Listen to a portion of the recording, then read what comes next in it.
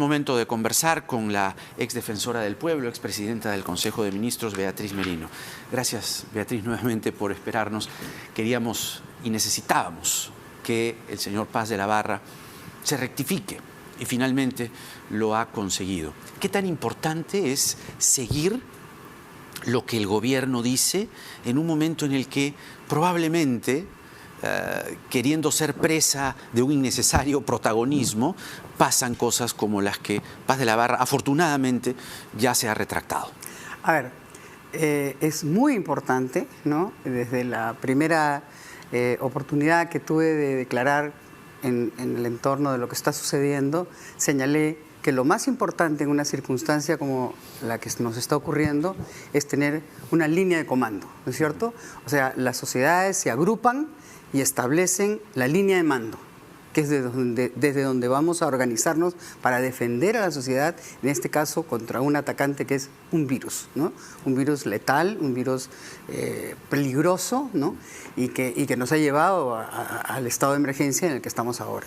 En cuanto al alcalde, los estaba escuchando y puedo quizá pensar, yo soy vecina de La Molina hace muchos años, y puedo quizá pensar que el hecho de ser un padre de un niño que se presume o en algún momento presumió que pudiese haber tenido, tiene que haber tenido un gran impacto también en su propio pensamiento, y entiendo que lo habrá hecho con la mejor intención, digamos, de colaborar, pero es cierto que no podemos perder de vista que tenemos que ser muy disciplinados, muy ordenados y muy respetuosos de lo que es la línea de mando que en este momento está llevando adelante el presidente de la República con su gabinete. Y eso es algo que se tenía que hacer, lo ha hecho, y es la obligación de todos nosotros respetar, obedecer y guardarnos cada uno en nuestra casa. Yo he hecho una excepción hoy día, hace 2 semanas en realidad que estoy guardada en mi casa, pero quería conversar con el país y con usted, porque me parece muy importante, ¿no?, que también tengamos un sentimiento de serenidad, ¿no? El Perú ha salido adelante de muchos ataques, de muchas plagas. Nuestra cultura ha sobrevivido a guerras, ha sobrevivido a hiperinflación, a invasiones, a Sendero Luminoso, a la corrupción de hace décadas y seguramente también a la de hace poco tiempo. Y va a sobrevivir también a este coronavirus. Yo no tengo la menor duda que así va a ser, porque somos un pueblo de gran sabiduría, muy resiliente y que sabemos tomar decisiones sobre lo que es mejor para nosotros. En este momento, la dirección de esta línea de mando la tiene el presidente de la República y ha establecido una serie de normas, ¿no es cierto?, que son duras, que son difíciles de cumplir, pero creo que no tener estas normas ahora y esta disciplina ahora tendría ahí sí un resultado que no deseamos y quizá catastrófico, ¿no? Hemos coincidido en términos que yo tenía preparado en el cuestionario, y es verdad, yo veo cierto desconcierto en las calles, en los supermercados. Hoy me tocó hacer las compras para la semana. No estoy comprando más de lo que compro normalmente en la semana porque no hay desabastecimiento y no va a haber desabastecimiento. Y lo que dices de recordar nuestra historia reciente es muy importante. ¿Cuánto puede ayudar que los que tenemos más de 40 podamos cumplir o contribuir con la sociedad en una emergencia? ¿Cuánto de nuestra memoria que está, digamos, o que tenemos varias otras emergencias, la hiperinflación, el terrorismo, el cólera, crisis de las que creíamos que no íbamos a salir nunca? Así es. Y se lo digo yo, que era niño, y de niño tuve que, sobre la marcha, construir una barrera emocional e interna para no desmayar. ¿Cuánto de esa experiencia, yo de 43, usted un poco más, puede esta noche alimentar y darle al televidente un mensaje y decirle: salimos de esas crisis? no tengo la menor duda que vamos a salir de la crisis. Yo he vivido los años, por ejemplo, de la violencia terrorista en el Perú. La inseguridad era diaria, hora por hora, y fueron, ¿cuántos? 15, 20 años en los que vivimos así. Sí. Yo me estacionaba en un semáforo y no sabía si el auto estacionado al lado era un coche bomba y yo iba a volar en pedazos. Y recuerdo que el corazón me latía aceleradamente pensando, mirando para que la luz verde cambiara y cambiara muy pronto para poder salir de ahí, porque así vivíamos. Y ahí, ¿cierto? en esa así época, vivíamos, ¿no? sí es que no había abastecimiento. Exactamente, ¿no? Estábamos en problemas con la hiperinflación, problemas con la moneda, problemas con la carestía, desaparecía la leche, desaparecía el arroz, desaparecía el azúcar. Bueno, por eso digo, somos un pueblo resiliente, ¿no es cierto? Yo siempre digo, el Perú ha pasado las 7 plagas y pasará 7 más, ¿no? Porque es un pueblo de una cultura profunda y de una enorme sabiduría. Y yo estoy segura que así como el mundo miró con admiración cómo fuimos disciplinados con el tema del cólera, también va a mirar con admiración la reacción y la disciplina que vamos a tener ahora. Yo entiendo todos los problemas y entiendo también los problemas de la ciudadanía, he sido defensor del pueblo, y entiendo los problemas de las autoridades, ¿no es cierto? Porque de un momento a otro, esta ciudad que es más grande que muchos países, ha tenido que detenerse, ¿no? Pero lo que tenemos que entender es que si no se hubiese tomado esa medida, las consecuencias, en mi opinión y en la opinión de los expertos que saben de estos temas, hubiese sido catastrófica. ¿El gobierno está manejando la emergencia con acierto? Yo creo que lo está manejando con mucha seriedad y con mucha responsabilidad. A mí me parece, por ejemplo, muy bien que se haya otorgado este tema del bono a las familias que van a recibir, porque son familias que, por ejemplo, probablemente salían a ganarse el alimento día a día, ¿no? Ya lo tiene profundamente, lo tiene muy exactamente delimitado la ministra del MIDES, la hemos escuchado, y entonces van a poder acercarse a poderles dar este bono que me parece muy oportuno y muy correcto que la ministra de Economía haya producido los fondos para ello. Ahora, lo que sí quisiera decir, ¿no?, es que esto, Jaime, es el resultado no de un virus que apareció hace pocos meses en la China, es el resultado también de décadas de abandono del sistema público de salud en el Perú. Y no es algo que le hemos venido diciendo una y otra vez, y de alguna manera parecía que a nadie le importaba mucho, ¿no es cierto? Que los hospitales del Estado estuvieran en las peores condiciones, que los médicos fueran mal pagados, que no hubiesen medicinas, que la infraestructura estuviese pésima, ¿no? Y de pronto ha tenido que venir este ataque feroz a nuestra salud, a nuestra vida en realidad, para que nos demos cuenta que nuestro sistema de salud pública es débil, es precario. ¿Vamos a poder contenerlo? Yo creo que lo vamos a poder contener porque están actuando como un equipo, porque hoy día la ministra de Economía y la ministra de Salud están codo a codo, ¿no es cierto? Codo a codo, y la ministra de Economía le está dando los recursos a la salud pública que la salud pública necesita para contener esta epidemia. Y yo estoy segura que vamos a poder, si todos somos muy disciplinados con estos 15 días, vamos a poderlo contener en esos 15 días y no tener una pandemia generalizada, ¿no? Pregunté por el gobierno. Ahora, la gente. ¿La gente está manejando la emergencia con acierto? Bueno, yo creo que la gente está pasando, en primer lugar, de algo así como un desdén, o sea, decir, bueno, no es tan serio, ¿no? Y uno lo nota así, a de pronto darse cuenta que no, sí es serio, ¿no? Y luego una especie de rebeldía, decir, oye, ¿por qué a mí? Yo te quiero salir, yo tengo que trabajar. Y yo creo que este es el momento, Jaime, de los líderes. Este es el momento de los líderes, no solo del Estado, sino también de la sociedad civil. Este es el momento en el que, hoy día lo decía en un brillante artículo, en mi opinión, el doctor Rolando Luque, la Defensoría del Pueblo, que recomiendo su lectura, Solidaridad en tiempos de pandemia, ¿no? Y él decía, por ejemplo, que son los líderes, los APUs, son los líderes de la sociedad en general, que pocas sociedades como la peruana están organizadas, digamos, de la sociedad civil, tan bien organizada como la peruana. Yo lo aprendí mucho cuando era defensora del pueblo.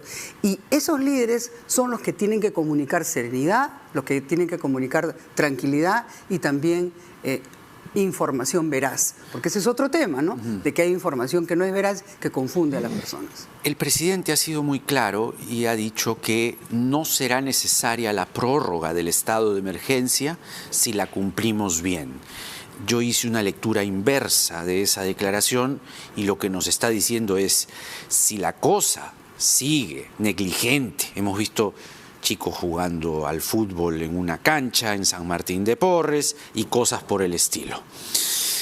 Hay algo en nuestra idiosincrasia que puede traernos problemas, es decir, hay algo en nuestra idiosincrasia que inevitablemente se va a tener que corregir, o es que eso nos puede al final ser un boomerang. Yo creo que es una consecuencia de la modernidad, ¿no? La modernidad, la democracia han traído consigo ciertos estilos de vida en los cuales la libertad es un valor casi absoluto, ¿no? Pero de pronto nos damos cuenta que esa libertad tiene límites, ¿no? Que tenemos que permanecer en nuestras casas, que tenemos que comprar únicamente lo que necesitamos, que tenemos que no subir los precios cuando no los debemos subir. Entonces, de pronto nos hemos dado cuenta, ¿no? por esta agresión de esta pandemia, que nuestra libertad en realidad tiene límites, y ese límite es precisamente cuando el primero de todos los derechos, que es el derecho humano número 1, que es el derecho a la vida, se encuentra amenazado. Yo lo que quisiera es que mi país, porque vamos a salir de esto, una vez que salgamos, podamos decir, fue el Perú antes del virus y el Perú después. Y que no volvamos a los errores del pasado, que no abandonemos a la salud pública, que esa liazón que hay hoy día entre el sector económico, tanto público como privado, y la necesidad de una salud pública eficiente para miles y millones de peruanos, sobre todo los más pobres, se mantenga.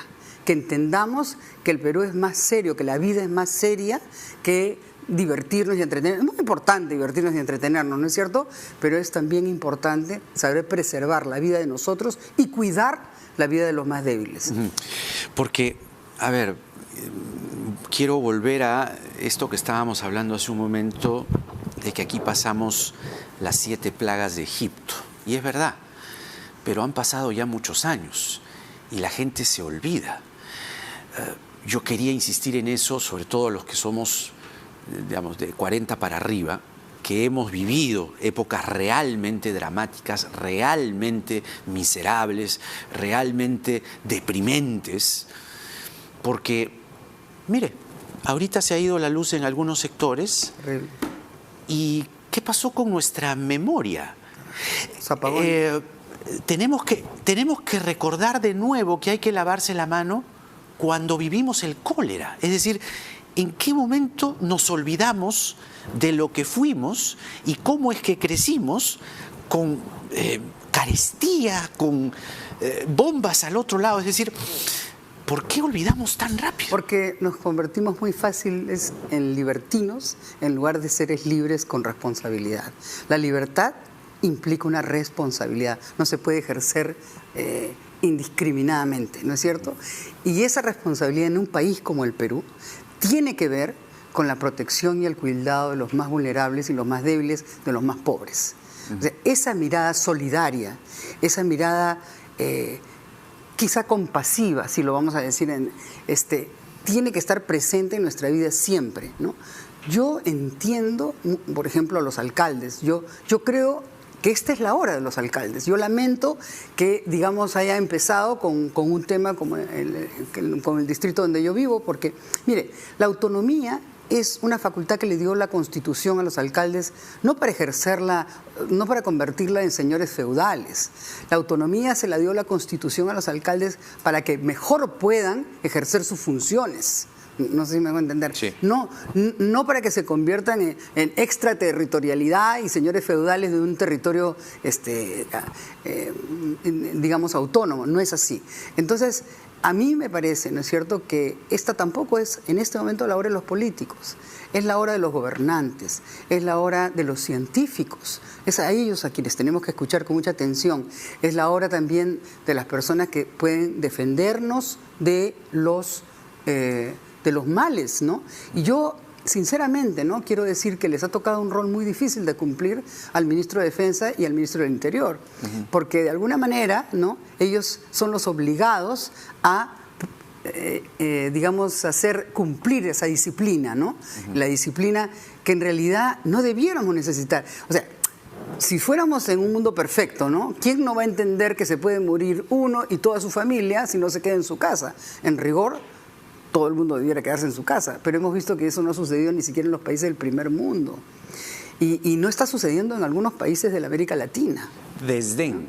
Así es. En el primer mundo hubo mucho desdén. Así es. Y es quizá las decisiones que está tomando ahora el gobierno, todo el mundo en general después de la batalla, y dicen, no, pero debió ser antes, no, pero debió ser 3 días, una semana antes.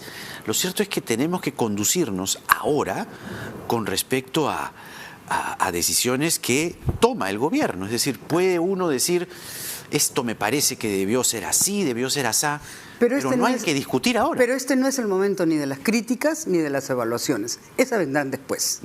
Después tendremos que hacer evaluaciones de por qué sucedió, cómo se manejó, si estuvo bien esto, por qué, para aprender de lo que hicimos bien y dejar de hacer lo que hicimos mal. ¿No es cierto? En este momento, si algo ha logrado esto, es hacernos entender que somos todos una sola familia, la familia peruana. No solamente cuando vamos a jugar el Mundial a Rusia. Estamos ahora con el corazón puesto en el Perú, para salvarnos nosotros, pero sobre todo para salvarlo a todo el país, porque bastará que una persona cualquiera se contagie para que lo contagie a uno. Es decir, la vida de uno depende de lo que uno haga, pero también depende de lo que el otro haga. De tal manera que esos jóvenes que estaban jugando fútbol tienen padres, tienen madres, ¿no? Este es el momento de las mujeres, de decirle a sus hijos, tranquilidad y responsabilidad, y de poner orden, de decir, se quedan en casa. Para eso soy la madre, para darles el consejo, porque los traje al mundo, para darles el consejo que se queden en casa, para que ustedes puedan llegar a la edad que yo tengo y a la edad de su abuela también, ¿no? O sea, yo creo que somos en este momento todos una gran familia y así nos debemos mirar. Y yo creo que cuando salgamos de esto, Jaime, lo vamos a mirar quizá con la misma tranquilidad que yo miro ahora. Yo jamás pensé que íbamos a salir de la violencia de Sendero Luminoso. Yo tampoco. En algún momento, sinceramente, pensé que ya no íbamos a salir adelante. Y algunos centros en el mundo hablaban de Perú, estado fallido, ¿no es cierto? No va a suceder. Tenemos la fortaleza, tenemos la disciplina y solamente tenemos que los alcaldes, el propio alcalde de La Molina, que estoy segura que es bien intencionado, y muchos más, acercarse a su comunidad y en este momento guiar a esos jóvenes, claro, guiar a los mercados. Yo ayer he visto escenas en la televisión de mercados abarrotados donde la gente no tenía ni 10 centímetros entre ellos, ¿no? Entonces, es momento de que esas fuerzas civiles, ¿no es cierto?, de la sociedad civil impongan ese orden también. Está siguiendo esta conversación el exministro de Agricultura, José Manuel Hernández, y nos dice que hay que dar a conocer a la población que más bien hay tanto alimento que se perderán toneladas de frutas y hortalizas porque no hay venta masiva, ni para servicios como restaurantes. Los precios deberían abaratarse, no encarecerse. Mire, él lo dice y él ha estado en el cargo que debiera saberlo. Yo esta mañana veía, por ejemplo, que habían ingresado creo que 9.000 toneladas, algo así, al mercado mayorista. Estaba absolutamente abastecido, ¿no? Todas las industrias, la CONFIEP lo ha señalado, todas las industrias están trabajando y están produciendo. Entonces, no hay ninguna razón para suponer que algo va a suceder. Ahora, quizá la gente pensó, bueno, si voy a tener que quedarme en mi casa 10 días y no voy a poder salir, de repente cuando salga no voy a encontrar algo. Bueno, ya estamos en el segundo, en el tercer día mañana, y ya estamos dándonos cuenta que los mercados siguen abiertos, que los supermercados siguen abiertos, que uno va y de repente pues no encontrará, no sé, zanahoria, pero encuentra apio, ¿no es cierto? ¿Sabes por qué entonces, no? Hice un pequeño, un estudio al paso, ¿no?, en el supermercado que tuve que comprar hoy, como ya lo dije. Primero han acortado el horario de atención, no porque tengan restricciones, sino porque los trabajadores viven lejos y tienen que llegar a las 9 de la mañana. Se abre el supermercado. No se abre 8:30, se abre a las 9. Bueno. Y la gente, ay, ¿y por qué se abre a las 9? Bueno. Porque la gente tiene que llegar, porque el transporte público está al 50%. Y cierran a las 7. Ay, ¿pero por qué cierran a las 7? porque los trabajadores tienen que volver a sus casas y estar con sus familias. El desabastecimiento no existe, es una imaginación. Claro, y esas son flexibilidades que se están haciendo. El día de hoy, por ejemplo, ya se ha instalado en la Policía Nacional, ha instalado una serie de permisos para los trabajadores que tienen que ir a esas industrias. Y yo creo que poco a poco y rápidamente nos estamos ordenando, ¿no? Y seguramente habrá algún problema, uno que otro, y se irá solucionando. Ese, por ejemplo, puede ser perfectamente el rol de los alcaldes, ¿no? Ser un puente entre los ciudadanos y el Poder Ejecutivo para llevar algunas de las preocupaciones de sus ciudadanos, ¿no? De los adultos mayores, por ejemplo, que necesitan que pasen las personas que los atienden, los niños también, o las personas con discapacidad. Y de esa manera yo creo que si nos organizamos bien y respetamos esto, poco a poco efectivamente vamos a ver más y más personas respetando este estado de emergencia. Yo de veras deseo que lo que el presidente ha dicho esta mañana se cumpla. Yo deseo que podamos tener la capacidad de contener esta pandemia, porque yo entiendo que las autoridades de salud están respaldando estas medidas y quizás solicitándolas también, porque la infraestructura que permitiría atender a los pacientes de una cosa masiva no está preparada en el Perú como sí la puede estar preparada, por ejemplo, en un país del primer mundo, ¿no es cierto? Claro. Estoy hablando de los respiradores, estoy hablando de las camas en cuidados intensivos, estoy hablando de las kits para hacer las pruebas, en fin. Estoy hablando de la cantidad de infectólogos que podamos tener en el Perú y de médicos que podamos tener en el Perú. Y dicho sea de paso, quiero dar una palabra de respeto y de agradecimiento a todas las personas del sistema de salud que se la están jugando por nosotros hoy día mismo. Que probablemente estén durmiendo 4 o 5 horas cansados, pero ir y poniendo en riesgo sus propias vidas. Hemos visto que en algunos casos, incluso en la China, han fallecido médicos y en otros países también que han estado encargados. Creo que tenemos que ser muy agradecidos, ¿no? Y he visto que el gobierno les han dado un bono, pero eso es dinero. Creo que tenemos una deuda de honor con este sistema de salud, de médicos, enfermeras, que están dando la batalla para que este virus se proteja. Estos miedos de la sociedad son ancestrales, ¿no? O sea, las pestes han existido en la historia de la humanidad y han provocado, la gente creía que haciendo cercos de agua envenenada, como decía nuestro Nobel en un artículo este domingo, ¿no? Sí. Se iba a librar de esto. Y es, pues, como él mismo señala, un miedo a la muerte, ¿no? Entonces, yo creo que este es el momento de la reflexión, el momento de la unidad y el momento de ser además de ser muy solidarios, pues, de darle un plato de comida a quien no ha podido hacer sus compras, de darle, de repente, si uno puede, a una persona que salía a ganarse el día, de pronto una rebaja si quieren el alquiler y decirle, mira, este mes me vas a poder pagar un poquito menos.